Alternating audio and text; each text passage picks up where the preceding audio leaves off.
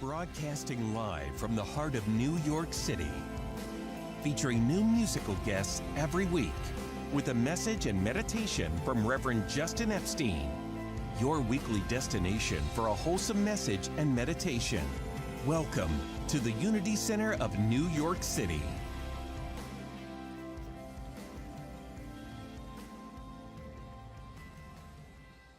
Good morning, Unity.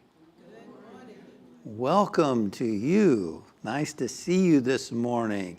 And welcome to those of you online also. We are continuing a series this morning on the 3 paths to God. And today we're going to be talking about the path to devotion and the path of devotion. And we're going to also have special musicians today. Karen Drucker is back with us from San Francisco. And we also have Reverend Sherry Hursey and Rick Cowling coming to us from Los Angeles. So they'll be singing for us today. And so we'll get our music on this morning. And I'd like to wish you all a happy Mother's Day. For those of you who are mothers, those of you who have had mothers, and those of you who will be mothers in a future lifetime. So happy Mother's Day, everybody. I just want to announce Henry, who was hosting with us since 2021. She has actually moved on to other opportunities. So we appreciate her time with us. You know, those of you online, she interacted with you guys online and also hosted for us during the service. So anyway, we wish her well and all the best. And so today I'm playing host, and we'll see. I might be playing host for a while. And Debbie Mullinax is online, interacting with folks online today. So we will move forward there. Well, let's look at the daily word for this morning, which is appropriately Mother's Blessing. I honor and bless the world's mothers. That's a beautiful thought, isn't it? I honor and bless the world's mothers. Would you like to join me in saying that together? I honor and bless the world's mothers. Today, I offer a blessing of gratitude for the loving, nurturing spirit of mothers. I bless my mother and those who have shared a mother's love by supporting me throughout my life. I think of the many ways they have been present for me over the years with unconditional acceptance and love. I envision all the mothers, grandmothers, and caregivers throughout the world surrounded by love and light. For those in my life, I take time to express my appreciation with words, gifts, and time together. To mothers-to-be, I prayerfully affirm health and ever-deepening joy. To mothers no longer in the world, I hold them in loving prayer and hold thoughts of joy and gratitude. I bless their souls' ongoing journeys, knowing bonds of love keep their memories alive. And from Proverbs 31, verse 28, her children rise up and call her happy. So happy Mother's Day to all our mothers, and we acknowledge also that divine aspect of divine feminine inside of all of us. You know, the Genesis says God created them male and female. Now we tend to think of that as women and men. A deeper understanding of it is God is both male and female and is transcendent to male and female and created us in her image. So we have male and female energies as well. Something to think about. Next Sunday, May 19th, we have a special guest speaker. I'll be sharing the platform with him, and it's Ram Smith. He's an Ananda minister. He's been a long time devotee, spiritual student of Paramahansa Yogananda. And he is going to be with his wife, and they're going to be doing the music for us next Sunday. Denise, his wife Denise. So they'll be doing the music with us next week. And also, I've known Ram for 30 years or so. He's a really powerful, big guy. And he's just been doing this spiritual work for many, many years. So I think you'll really appreciate his presence and what he has to share. We're going to be talking about finding the Christ within, exploring our highest potential as human beings. That's what we'll be talking about next week. And then following that, Ram's going to do a workshop. He's going to do a workshop on divine will healing, how to become a channel for healing power, to heal yourself and others. So a workshop next Sunday following the service, and it'll be on divine will healing, how to become a channel for healing power. And so that's all next Sunday. If you're here for the first time, welcome. We're glad you are here today. And why don't we give them a warm Unity welcome for joining us this morning. First timers, welcome, welcome. And if you're here for the first time, please be sure to pick up a gift on your way out. We have a welcome packet for you and a gift inside, so please check that out. If you're online and it's first time for you, just go to unitycenternewyorkcity.com and enter your email there, and you can get a gift for being a first timer as well. So welcome to you. Speaking of our website, you can find more information about our Unity community, our events calendar, spiritual readings, and more. So please take a look, unitycenternyc.com. Because we spend time in meditation today, we invite you to please remember to put your cell phone on vibrate or turn it off. Thank you very much for that. Wednesdays, we have a guided meditation at 3 o'clock, which I lead. And then on Wednesday evenings, we have a women's group. They meet on Zoom. You can go to our events page on our website, unitycenternyc.com, to find out more about the women's group. So that's on Wednesday evenings. If you'd like to hold someone in prayer, we'd be happy to hold them in prayer with you. So if you'd like to fill out a prayer request, we will hold them in a consciousness of God's presence and love during the week. And so that's all you got to do. You can do that on the website, and there's also a prayer request box right out here in the foyer. So why don't we do a little singing now? Let's stand and join Karen as she starts us off with "We Have Come Here."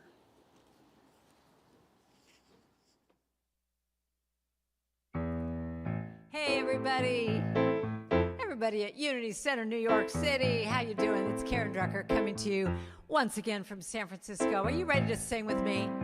Are ya? Okay, so stand up. Clap along, sing along. I don't care if you're even in the wrong key, it doesn't matter. So I want you to sing with me. This is a little song that I wrote with Gary Lynn Floyd. You know Gary Lynn Floyd. We love Gary Lynn Floyd. It goes like this. Oh, can you sing that? You're going to just sing. Oh. Do it again. Warm up your voice. Oh. Oh. All right, here's your part now. It goes like this. We have come here to love one another. We have come here to let our love grow. And we are family. We're sisters and brothers. And we carry this love everywhere that we go. You got it?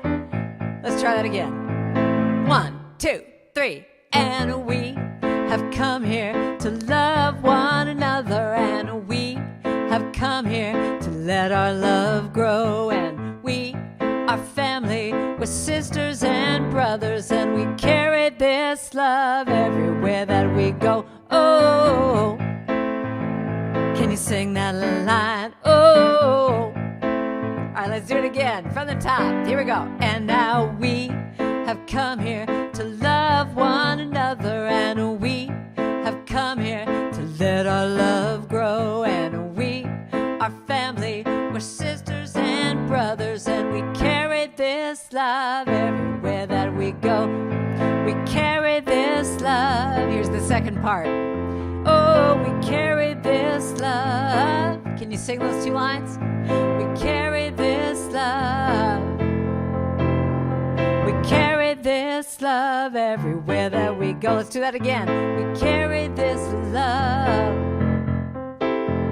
We carry this love. We carry this love.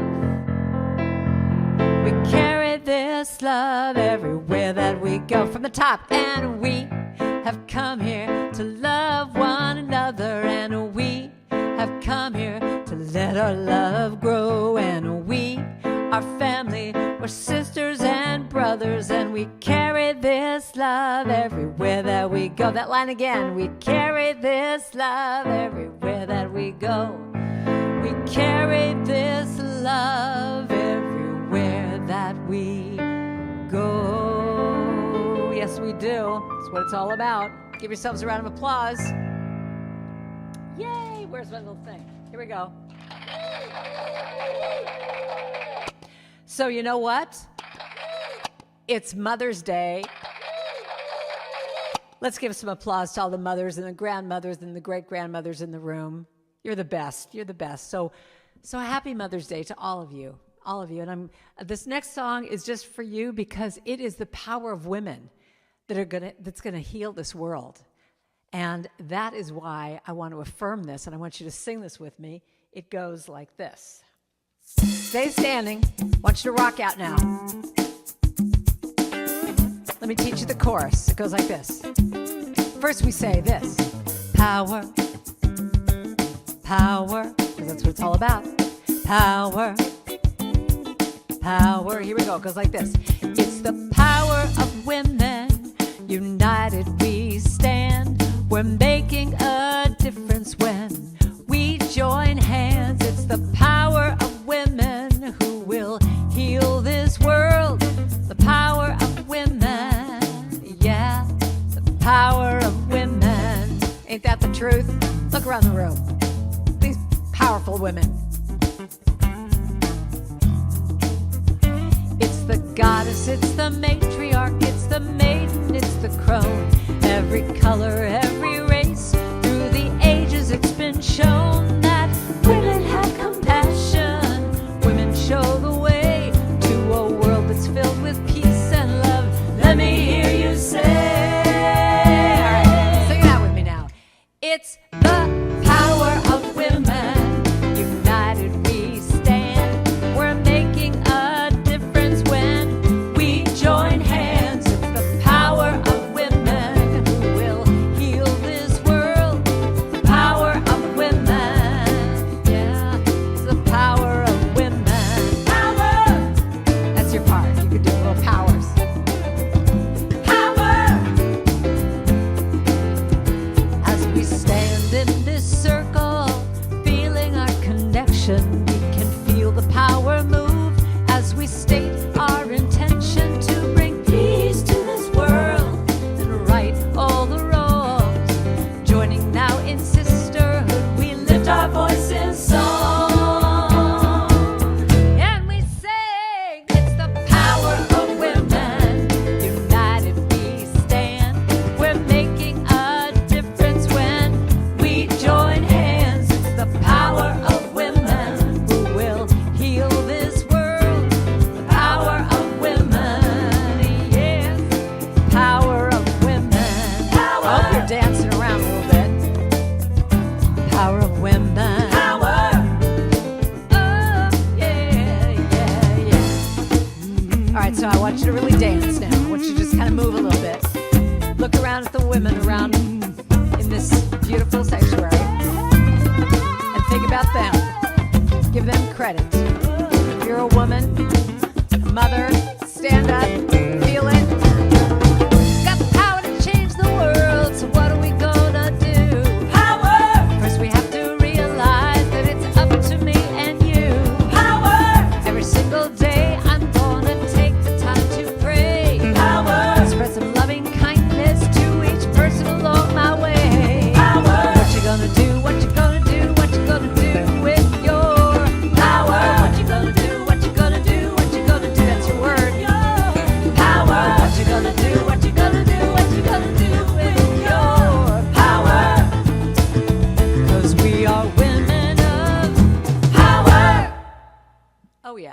deserves some applause. All right, sit on down. Take a deep breath. Feel that power. Feel that power of women. So let's do this little chant to prepare for meditation. One breath at a time. One breath at a time. And that's where grace comes in, when we take it one breath at a time. So you can even put your hands over your heart if you want. It goes like this. I'll teach it to you. One breath at a time. One breath at a time. That's where grace comes in, with one breath at a time. Got it? Take another deep breath. One breath. One breath at a time. Again. One breath at a time. That's where grace. And that's where grace comes in, with one breath at a time. Do that again. One breath at a time. One breath at a time. And that's where grace comes in, with one breath at a time. Take a deep breath. How about one step at a time? One step at a time. One step at a time. That's where peace comes in. And that's where peace comes in, with one step at a time. Take a deep breath. One step at a time. One step at a time. That's where peace. And that's where peace comes in. Just one step at a time. So let's go back to one breath at a time. One more time. One breath at a time. One breath at a time. That's where grace. And that's where grace comes in, with one breath at a time. Just that last line. That's where grace comes in, with one breath at a time. One breath at a time. One breath at a time. Thanks for listening.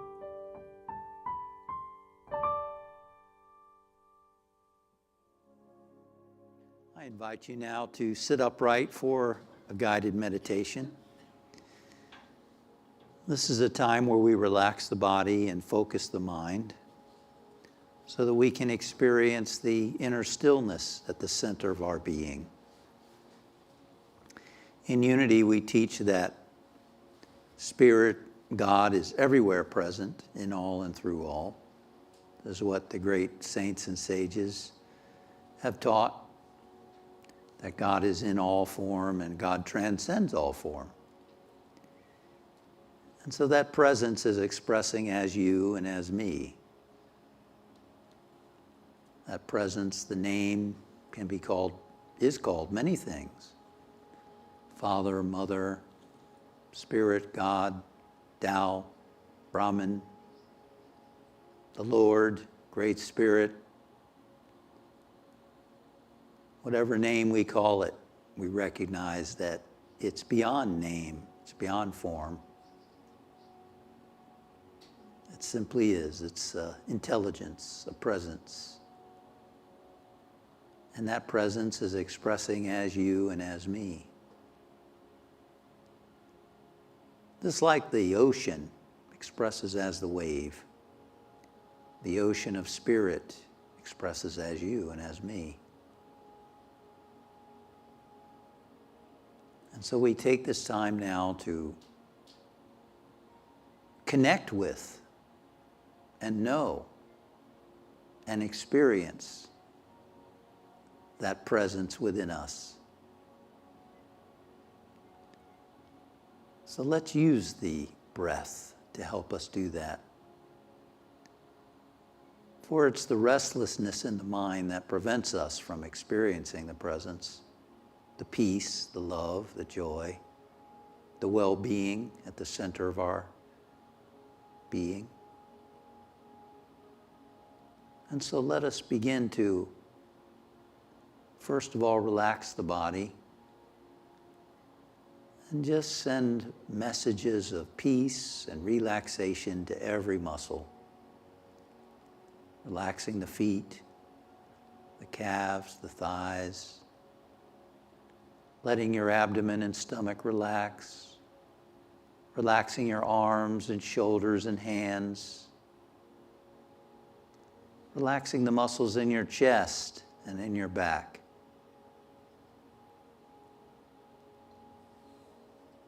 Become aware of your neck, relaxing the front, back, and sides of your neck.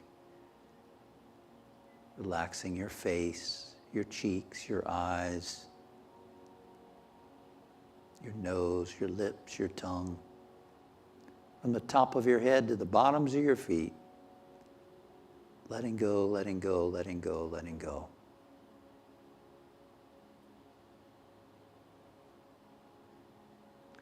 Let your body relax. And as your body relaxes, notice how your mind becomes calmer and more peaceful. It is the natural state of our soul to want to become still and quiet and to experience itself as love, as joy, as calmness, as peace. Just as the psalmist said, "Be still and know that I am God." And as Jesus said, "I bring you a peace, not as the world brings, do I bring to you." It is a peace experienced in stillness, in quiet.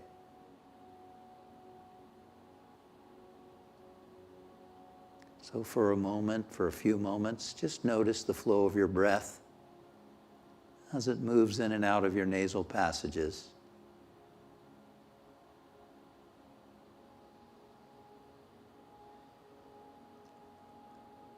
And just keep bringing your mind back to the breath.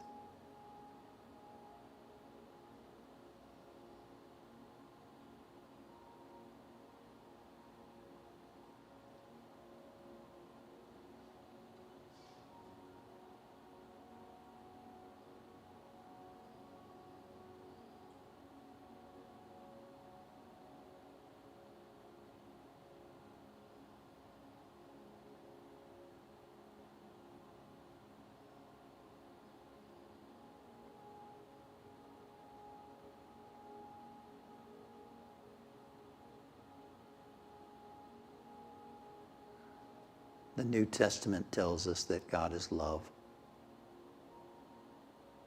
and that you're created in the image of love, that your true essence and nature is love.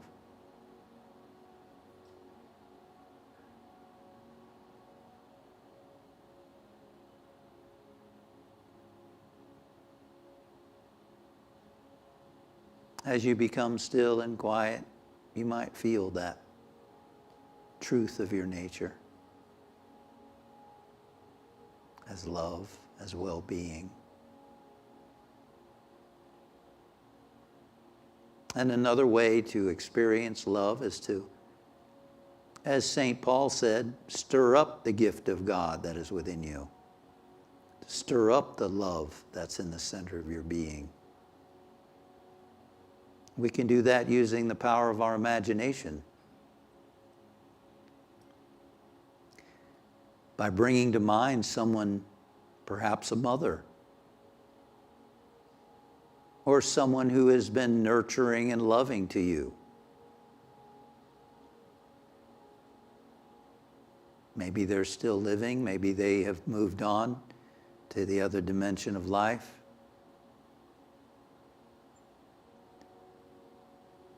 And just imagine that special connection that you have with that person or had with that person. And let it stir up the feeling of love within your heart.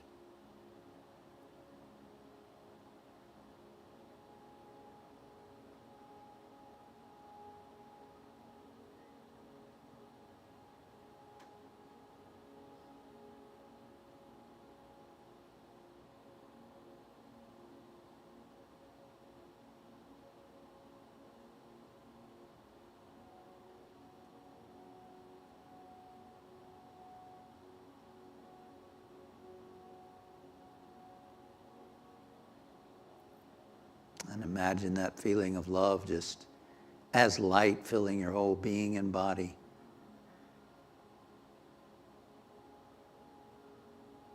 Filling the room where you are as a blessing to everyone there.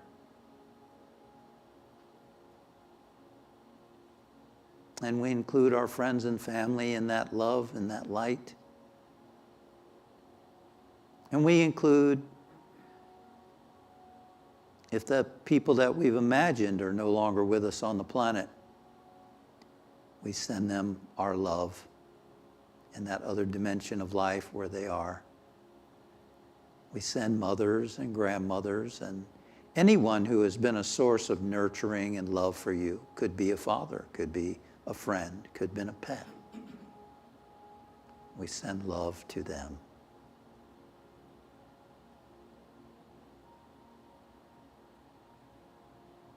And we send love to our whole planet with all the people on it, with all the animals and all of life.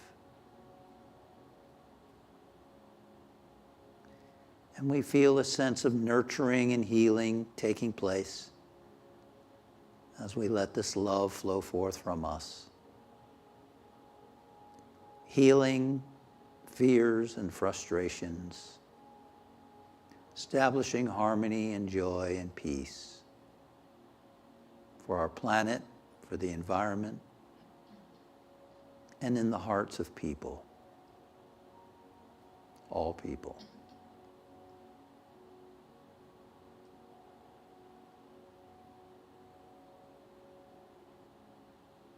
And just rest for a moment, present to the well-being within your heart or whatever might be present there in the quiet now.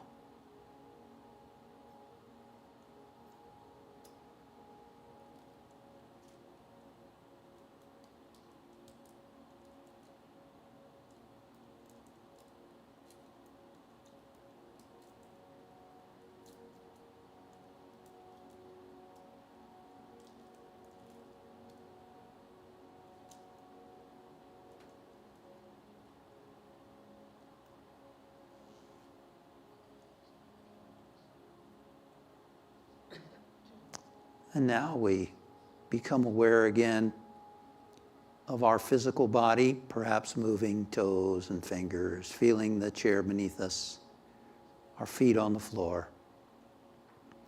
Grounding ourselves and bringing this new consciousness into the rest of our life.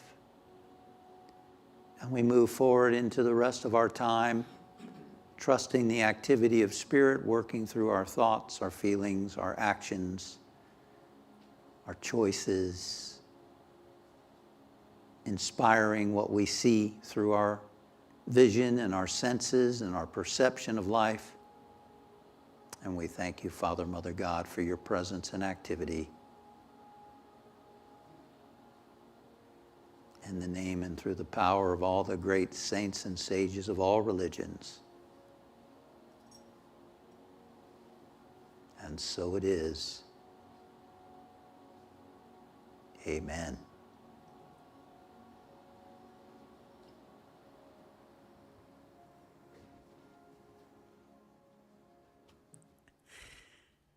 Happy Mother's Day, everyone, and happy Divine Feminine. All the colors of the rainbow, all the voices of the wind, every dream that reaches out to find where love begins. Every word and every story, every star in every sky, every corner of creation lives to testify.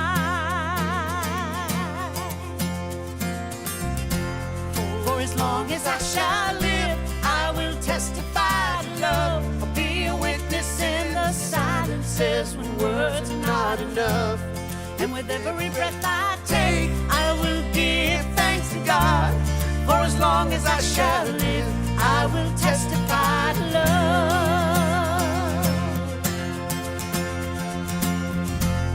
From the mountains to the valleys, from the rivers to the sea, every hand that reaches out, every hand that reaches out to offer peace, every simple act of mercy, every step to kingdom come, all the hope in every heart will speak what love has done. For as long as I shall live, I will testify to love. I'll be a witness in the silences when words are not enough. With every breath I take, I will give thanks to God. For as long as I shall live, I will testify. I will testify to love. For as long as I shall live, I will testify to love. I'll be a witness in the silences when words are not enough. And with every breath I take, I will give thanks to God. For as long as I shall live, I will testify. I will testify to love.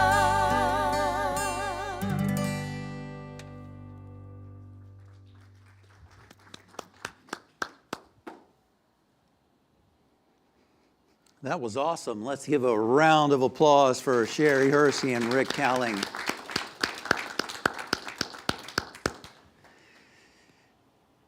Sometimes when I'm eating dinner, I like to watch an episode of something on Netflix. Anybody ever do that? I know it's not exactly Zen to do that. You know, you should be giving every mouthful your complete undivided attention and chew it 30 times and all that, you know. But I don't do that a lot. But I do like to sit down at dinner and watch something. And it's good because it's not too long, usually, an episode. The problem is, nowadays, the episodes have the thing where they flow right into the next episode, right? Anybody ever? Yeah.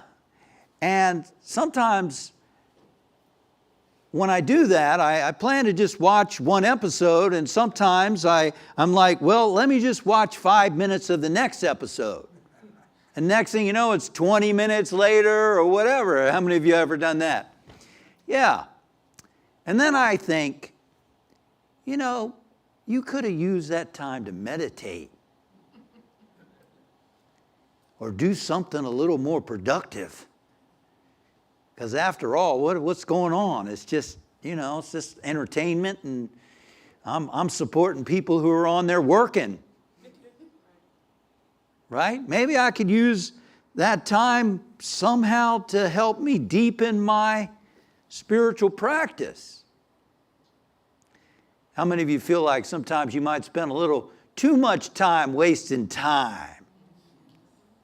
Yeah, it's challenging. Mother Teresa was interviewed once, and they were asking her about how come there's, people struggle with their faith. And she said, distractions. And that was 30 years ago or longer, before all the things that we have now to distract us. Before the movies came into your living room. How many of y'all remember when you wanted a movie, you go to Blockbuster or something like that and look around? Heck, I'd spend an hour in there looking around. Now it's just press a button. But we're talking about the path of devotion today, one of the 3 paths to God. And one of the aspects of devotion is longing. It's longing to know God. It's longing to know your oneness with Spirit. And so when I'm spending too much time, more than I want to spend, on something else, I have to ask myself, well, how much do I really want to know God? I mean, I do meditate twice a day, but I can always deepen it, extend it, do it longer, better, and do other things to help uplift consciousness. And devotion, the heart's feeling, is what gets us to want to do something. See, that's what we were saying last week.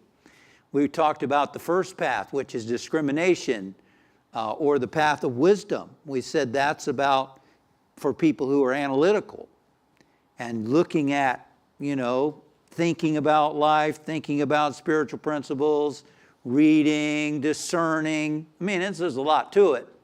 But we said that path without emotion, without feeling, you can get lost in your mind. You can just read and think and not meditate, not take time to think about spirit, to go deeper. All the 3 paths are connected. We're inclined toward one or the other based on our temperament, but we need all of them. Because if you're very analytical, but you don't have longing, you don't want to, if you're not in touch with your heart, then how are you going to really get in touch with love? How are you going to really commune with Spirit? Jesus said, love God with all your heart, soul, mind, and strength. How are you going to do that if you don't have desire for it? Right? That's what devotion is, a longing for it. A longing to experience God's joy, a longing to experience God's love. Why is that important?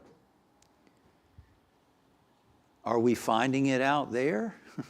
Are we finding our fulfillment, our peace, our joy, that everlasting love in the world?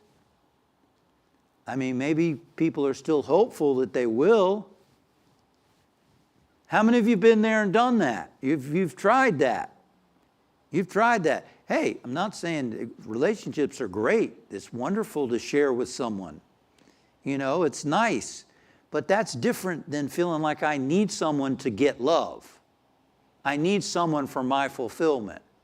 Right? That's very different than I feel filled up with love and I want to share that with somebody. That's very different, isn't it? So devotion is for people who are more inclined toward emotion, toward feeling. They're emotional. And devotion can be expressed outwardly in singing, chanting, dancing. It can be expressed toward, in some religions there are images of different gods and whatnot, like in Hinduism. In Hinduism, people tend to think in Hinduism they believe in many gods, but they don't. They only believe in one God, but there are many manifestations of that one God. So there's God the destroyer, Shiva. There's God the remover of obstacles. You know, there's God the preserver, the conserver, and different aspects of God. One God, but different aspects. And so they have different altars for the different aspects of God. And that's one way of expressing devotion. People who love Jesus, that's a form of devotion. They say, I love Jesus, and they, might wear a cross. They might have an image of Jesus in their house, and they say, I love Jesus. Other people may do that with Buddha. They might do that with Krishna. They might do that with Mother Mary. A lot of people relate to Mother Mary. These are all aspects of devotion in an external way. It has to do with the love of the heart, awakening the love within your heart. How many of you feel, you don't have to raise your hand, how many of you feel like you could do a better job at awakening the love and the feeling within your heart? I remember one time where I felt like I was dead from the neck down. I felt blocked. I felt like this needs to be awakened somehow, the heart. I had blocked the feelings of emotion because I just wanted to be positive. I wanted to think positive thoughts. But what about when I had negative thoughts? What do you do with that? See, devotion has to do with love, right? It has to do with the heart's feelings. Some people are naturally inclined to be emotional. How many of you are like that? Online, any of you feel more devotional? Or you feel, which path are you on? Which path are you? If you're more analytical, well then you also need to get in touch with your longing, your emotion, you see, so that we can really long to experience our oneness with Spirit. Long to go deeper, long to rise above the challenges of life. There's lots of distractions, as Mother Teresa said. There's lots of distractions for our attention. So you got to really want to. We all know if you ever want to be good in something, you got to want to, don't you? You got to want to. Yesterday I went to the LPGA golf tournament in Montclair, New Jersey, and watched several of those ladies play. And man, are they good. Wow. And the discipline that they have got to have to develop the skills at that level, the longing. You want to be good at anything? You got to have desire to be good at it, don't you? You've got to want it. Same is true for God. The same is true to know your unity, your oneness with God. Perhaps that's the greatest goal of all, because as Yoganand, the great sage, said, when you have God, you don't need anything else. You don't need anything else. That's the funeral of all sorrows and the fulfillment of all joys. That's what we want. We want God. That's what Jesus meant when he said, seek first the kingdom of God and his righteousness. Seek first the kingdom. Not seek first Netflix. Seek first the kingdom. And that's devotion. That's longing.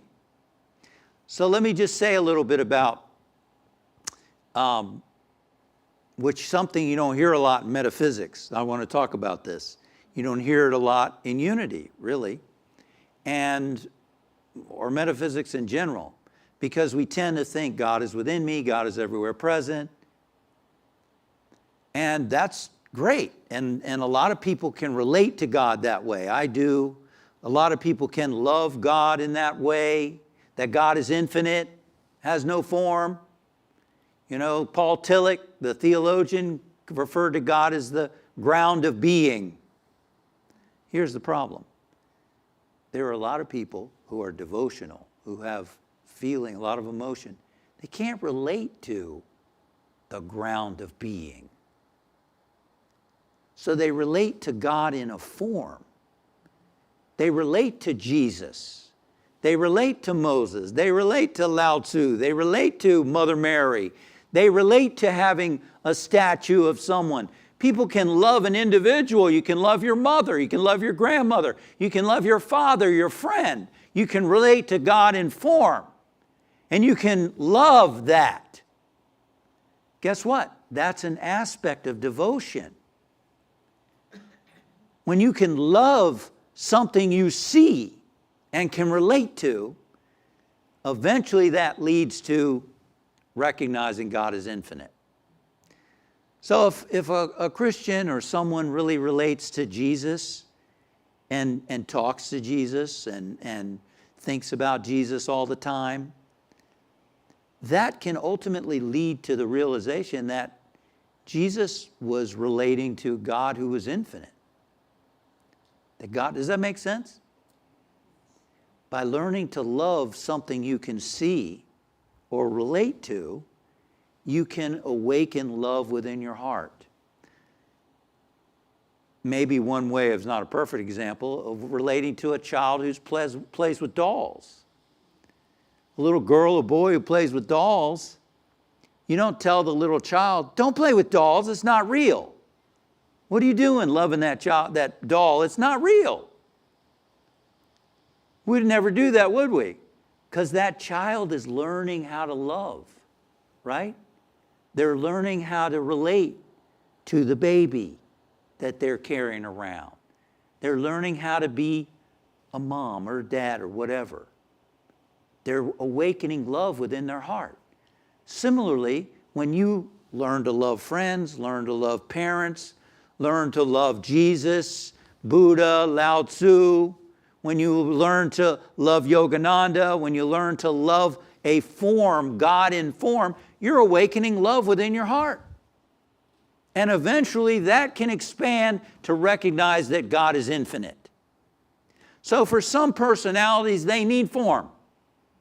They want to relate. And I'm just saying, that is perfectly fine. That is one of the three paths of God. It's not wrong. There's no right way. It's a path. And which one are you pulled toward? See, so you can do it all. You can relate to the form, and then you can recognize that it's also inside of you. Just like Jesus said, the kingdom of God is inside of you. Jesus said, love God with all your heart, soul, mind, and strength. It's inside of us, and we can relate to that. The Yogananda told a story of a man who was at an altar worshiping the form in front of him. Again, he was relating to the form. Of course, he knows God is infinite, but he was relating to the statue, offering flowers and chants and prayers. Then all of a sudden, he experienced his unity with God. All of a sudden, he felt his oneness with Spirit. And he started throwing flowers on his own head. He realized that God was within his temple. Whoa, that's getting up there, isn't it?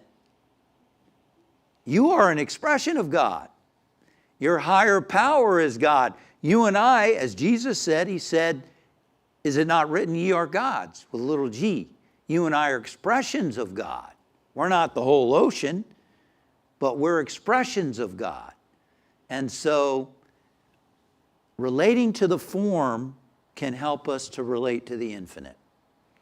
If that's your path, if you feel inclined toward that, that is great. It awakens the love within your heart. Now, a lot of great sages talk about the importance of learning to love people. In fact, the New Testament says, if you don't like people, if you hate people, if you don't love people, you're a liar. You don't love God. So by learning to love people, we learn to love God. That's an aspect of devotion. That's why Jesus said, what you do to the least of my brethren, you do also unto me. Right? What you do to the least of my brethren, you do unto me. Instead, love your enemies even. Wow, learning to love. Learning to awaken the love within our heart. Because that love is God. That's the path of devotion. Now, can't you see how we need all of that? The analytical person in the path of wisdom and discrimination also needs to develop that love of the heart. And yet, we don't just want it to go outward. Now I'm going to go deep with you. You ready to go deep? I'm going to get a little esoteric on you now. Okay, in the book of Revelation, it talks about the 7 churches, right? In the Old Testament, it talks about the 7 candlesticks. Well, one metaphysical interpretation of the 7 candlesticks and the 7 churches is the 7 energy centers of your spiritual, your energetic body that you are. In the East, they call them chakras. Chakras. They're wheels of energy inside of us. And Jesus said, if thine eye be single, thy whole body will be filled with light. What does that mean? Single eye is that chakra right at the point between the eyebrows. The Christ center. That's where we experience union with Spirit. Communion. When you're in that deep state of God presence, when you pray and you feel yourself getting very still and quiet and experiencing peace and love and joy, you're experiencing it through the point between the eyebrow, the chakra right at that point. The ego is centered at the base of the skull, that hollow cavity right there. So when someone is very full of themselves, there's tension back there, and they tend to look down on others because the point back here is causing tension. You ever see anyone?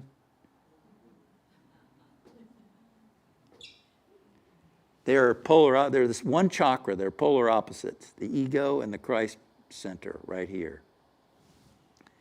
And so that's an energy center. The heart is an energy center, a chakra, right here. That's where the love is centered in our heart. You never hear someone say, oh, I love him with all my knee. Well, that's my heart, right? I love her with all my heart. Because that's the center of love, right? Now, here's the thing. Devotion, when it's outwardly expressed, because you feel so much love, you want to sing to God, you want to dance to God, you want to draw, paint to God, you want to worship some form in God. That's an external way of worshiping, right? We want to go deeper. And that is have the love that gets stirred up in your heart flow up to the point between the eyebrows. Love that's offered to God, love that's expressed to God wants to go inward and flow upward. And when it does that, it becomes bliss. It becomes joy. I know in metaphysics you hear all the time about love, love, love, right? Love, love, love, love, love. How about bliss? The great saints and sages say bliss and joy is greater than love. When that love stirred up in your heart goes, when you feel love for God, it flows up. It flows up. When you get, and you want to get still and quiet with that presence of love, you see? So it's not all this outer stuff. Ultimately, that can stir up your love. That can stir up your love. Singing, chanting, that's why we sing during the service. What does it do? It stirs up the feelings within our heart. At least that's what we want it to do. It stirs up the feeling. Why? So then you can go inside with it. And you can begin to feel it in the stillness and the silence of your being. And that feeling can flow up and you feel communion with God. That's why we do the singing before the meditation time, to get the feeling nature activated. One way to stir up devotion or longing is to pray to God. God, Spirit, whatever you call it, I want to love you more. Show me how. God, help me to want you more. Help me to go deeper in my meditation time. Help me to see your presence. That's devotion. You see that? That's devotion. It's not just intellectual process. It's not just, well, that's not truth and that's not truth. This is truth. It's engaging the heart. God, help me to see you more. That's one aspect of devotion, is to learning to start seeing God in life around us. Yoganand liked to call God Divine Mother. Divine Mother. Why? Because, well, he thought the mother is more forgiving. I mean, I think we know that from history, right? There's always stories and movies and whatnot in people's lives where the mother, she doesn't care if that son is in prison. She's his son. He's her son, period. And she loves him. And he didn't do it. Couldn't have done it. Right? He said the mother's more forgiving, generally speaking. That's a general statement, right? You may have friends or fathers who are also nurturing and loving. Yogananda said that when his mother died, his father was always kind of stern. But when the mother died and he started to raise the kids, he started to see some of that loving, nurturing come forth in his father. Isn't that interesting? Because we have both inside of us, the love and we have the reason and the masculine organization and all that stuff that goes with the masculine qualities. We have both. And so we can listen to the Divine Mother by trying to hear her talk to us through all of life. When you hear a horn go off in the car, you could think, what is Divine Mother trying to say to me? When you hear a bird chirping and flying over, what message is Divine Mother trying to communicate to me? When you see a cloud, what is Spirit, God, trying to say to me through a cloud? According to J. Donald Walters, one of a great teacher, so the more you practice that, the more, and it takes an effort. You may not believe it in the beginning, but as you practice it, eventually you start to see Divine Mother, God, everywhere. You start to sense it everywhere. So you see, devotion is wanting to do something like that, to acknowledge God in form around you, and to see God talking to you through people. What does God want to say to me through people today? What does God want to say to me through life around me today? Now you're turning your attention to Spirit, right? Now you're opening up to the presence, and she starts to reveal herself to us in a deeper way because we're more present. We're more receptive. That's an aspect of devotion. And so devotion is about feeling. Primarily people who are very emotional, this is their primary path to God. And there are ways to express that. It's good. However, we do want to take it inside into stillness. We want it to lead us into quiet so that love can be offered at the point between the eyebrows. Not just expressed outwardly, because that you can dissipate that energy instead of using it for divine communion. You see, stir that love up. Charles Fillmore, co-founder of Unity, had something to say about acknowledging love within yourself. In his book, Talks on Truth, he said, ask daily that love be made alive in you, that it take up its abode at your magnetic center, and make it alive with your strong, steady pulsations of spiritual energy. Let your attention rest for a few moments every day at the heart. at the heart center in your body, the cardiac plexus, while you declare silently. I'd like to invite you now to bring your attention to your heart center. Bring your attention to your heart center. And acknowledge that that is the center of love inside of you.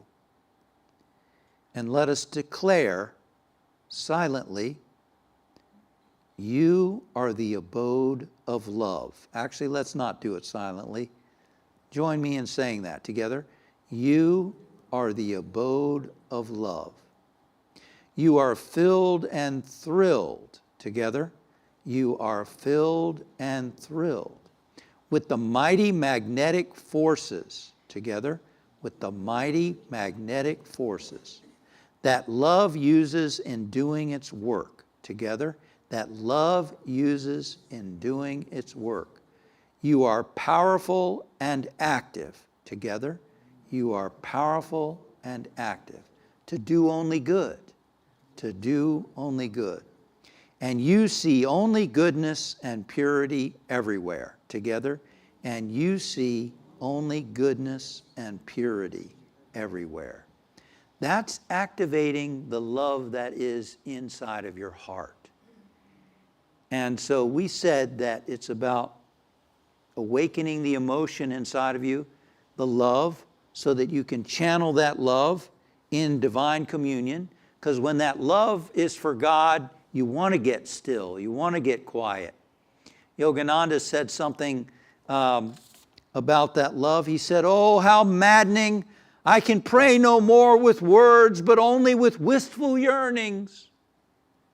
When you reach that point of such desire and yearning for God, that longing for God, you don't even want to talk.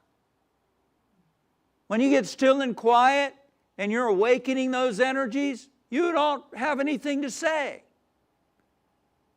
God doesn't care what words we use anyway. God knows our heart. Communing in the stillness, in the silence. Knowing that love. See, ultimately, love is a surrender.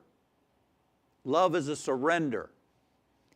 Because we're looking out here for things to fulfill us inside, right? Many people are doing that. They get lonely and they think, I need a partner or I need more friends. There's nothing wrong with that. I'm not judging that as bad or good. Or they want more respect, so they got to get a car or a promotion or a position or more likes on Facebook or Instagram. You know, whatever it is for us, more money, feel the security, whatever the outer thing is. And then we reach the point in our spiritual journey where we realize, you know what, that's not what it's all about. Let me deal with the inside of my being. Instead of me feeling lonely and now I got to go out and find somebody, or instead of me feeling afraid and now I got to make something different outside, or whatever it is, we go, no, I'm going to deal with these emotions within my being because I know none of that's going to do it for me. We deal with the inside. We start to find peace and love and joy within our own being. But that's tough because then we start to try to use our willpower to make ourselves peaceful and calm. Anybody ever try that? You start to wrestle with yourself and doesn't work, does it? Causes resistance. And then eventually you learn to just let it be and let it pass through you. Let those emotions flow through you. But you're still not there. We're still not there. You're still conscious of you feeling peace, you feeling love, you feeling joy. There's still you in the picture. You're still in the picture. The highest state, as Jesus said, lose yourself to find yourself. The highest state that the saints and sages tell us is where you blend and you merge with that presence. And that is a form of surrender, where in the stillness you surrender yourself. You surrender yourself completely. So, devotion is the path of awakening feeling. And if you feel inclined toward having an image of God in some form, great. Do that. If you like external images, or you part of you wants to relate to the being Jesus or Mother Mary, there's nothing wrong with that. Or Moses, do it. Charles and Myrtle Fillmore, in fact, used to pray to Jesus sometimes. If you don't believe me, look in the book Prosperity by Charles Fillmore. There's an affirmation in there, page 25. Jesus Christ is now here raising me to his consciousness of the omnipresent, all-providing God substance, and my prosperity is assured. Charles Fillmore is affirming that Jesus Christ is raising his consciousness. It wasn't just God is within me, God is all around me. No, Jesus Christ is now raising my consciousness. See how that's a devotional aspect? It's praying to a being out there, or omnipresent, wherever that being is, to help you. That's an aspect of devotion. So devotion is one of the three paths to God. And we've said that one is analysis, discrimination, and wisdom. And this path is the path of wisdom, of love and devotion. Stirring up the feelings that are inside of our heart, however you do it. Learning to stir up love, like Charles Fillmore said. Learning to see love in people. Learning to see Divine Mother everywhere. Learning to relate to God in form. And that helps us on this path of growth. We can't just stay in our heads. We've got to awaken our hearts. As Yukteswar, the teacher of Yogananda, once said, without love, you can't take one foot. You can't step one foot in front of the other on this spiritual path. So that's why he said, love your enemy. That's why he said love, because without it, we don't go anywhere. So let's get still now, and let us just take a moment, as Charles Fillmore was saying, and acknowledge the heart being filled with love. This heart within you right now is filled and thrilled with the love of Spirit.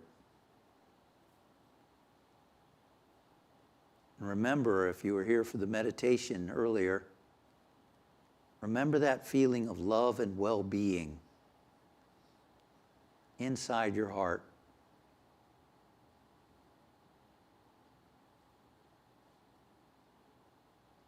Feel your heart radiant with that love.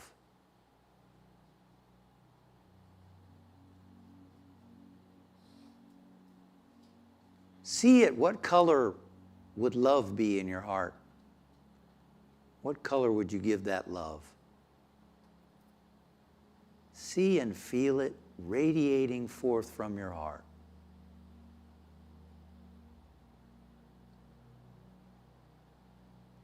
And now I invite you to imagine that light flowing up to that point between your eyebrows, the spiritual eye. And feel like you're offering that love to God. Imagine that light flowing from your heart right through the point between the eyebrows, the Christ center.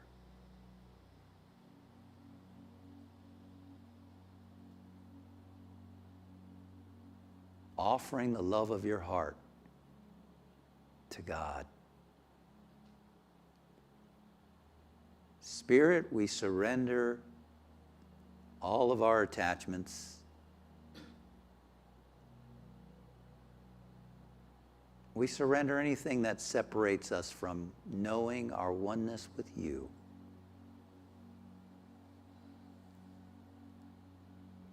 Thank you for stirring up within us the longing for your presence, God. we recognize that you are what we really, really deeply want. Thank you for helping us to prioritize what's important to us in our life. Thank you for helping us to recognize what we can do to love you more deeply and what we can let go of in our life that distracts us from growing.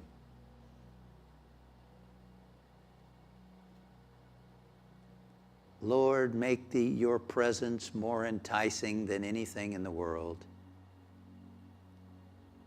Make your presence more enticing than any of the distractions that we have, so that we might spend more time in prayer, more time in meditation, more time in whatever uplifts us,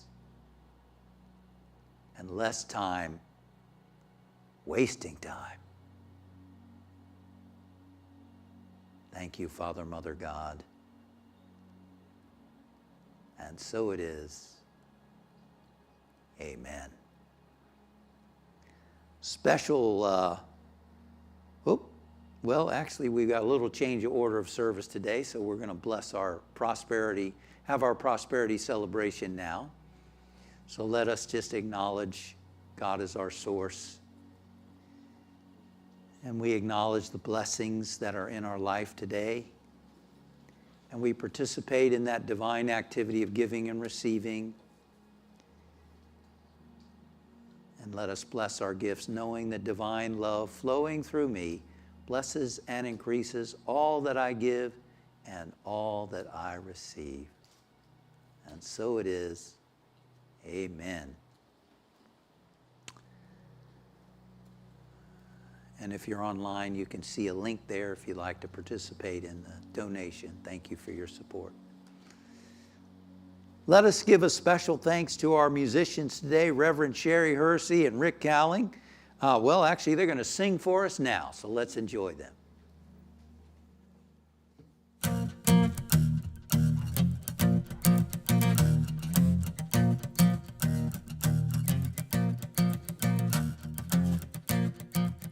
Where are the dreams that we once had? This is the time to bring them back. What were the promises? Caught on the tips of our tongues. Do we forget or forgive? There's a whole other life waiting to be lived. Oh, one day we're brave enough to talk with conviction of the heart.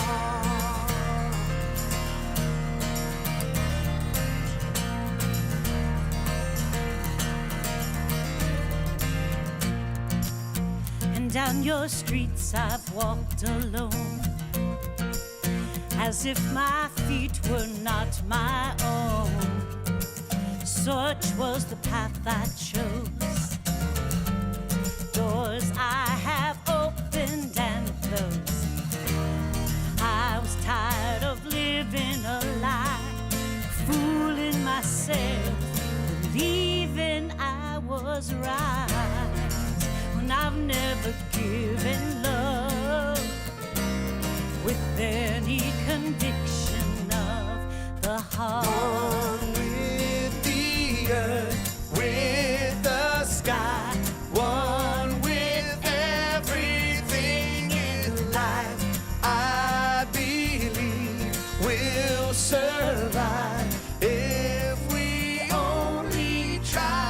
How long must we all wait to change this world bound in chains that we live in? To know what it is to forgive, be forgiven.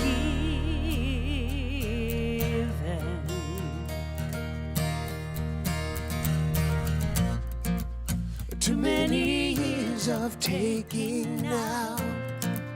Isn't it time to stop somehow? Air that's too angry to breathe, water our children can't can't drink. We've heard it hundreds of times. We say we're aware, believe that we can.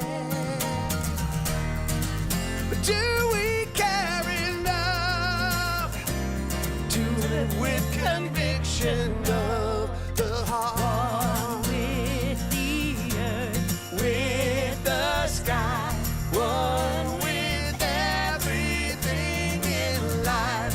I believe it will start with conviction of the heart. With the earth, with the sky, one with everything in life. I believe it will start with conviction of the heart.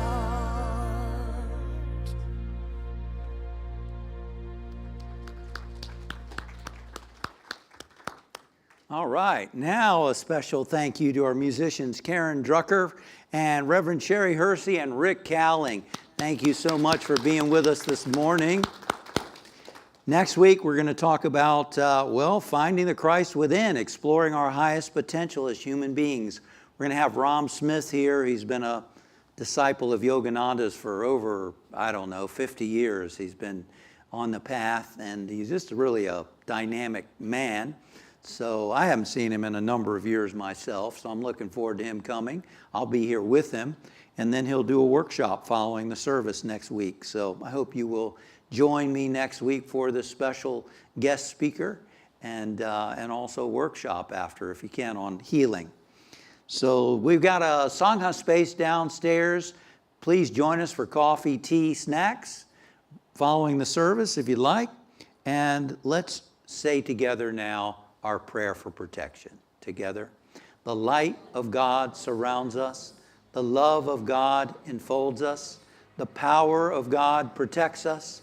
The presence of God watches over us. Wherever we are, God is, and all is well. Now we have a special little gift for all those of you who are mothers or grandmothers or have had a mother. So be sure to get your gift as you leave today. Have a beautiful Mother's Day, happy Mother's Day, and happy Divine Mother's Day, right? God bless you. Namaste.